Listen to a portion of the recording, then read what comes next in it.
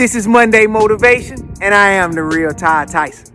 The breakfast bite for today deals with having the faith to overcome anything.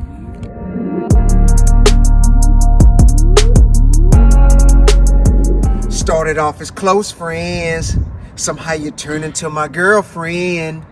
The more intimate we become with our faith, the more we will begin to believe that with God on our side, nothing is impossible.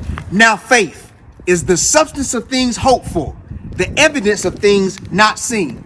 Faith is our access point for everything we need from God. We have to believe, to receive, and on top of that, it is impossible for us to please God without faith. So I encourage you to recognize that your faith is the financier for your next season, and to start putting some word in your heart to help level up your faith so that you can confidently start to speak life into your situation. While we do not look at the things which are seen, but at the things which are not seen. For the things which are seen are temporary, but the things which are not seen are eternal.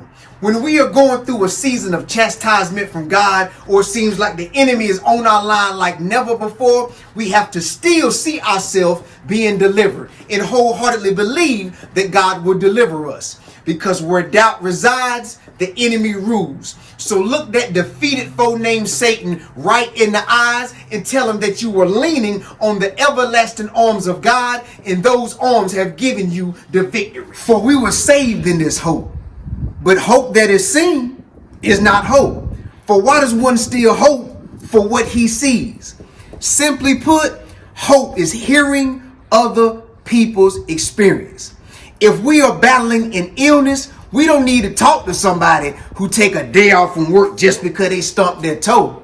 We need to converse with someone who was battling cancer, and when cancer thought it had won, they changed the gears of their faith and told cancer that no weapon formed against me shall prosper, and proceeded to knock cancer's head clean off his shoulders.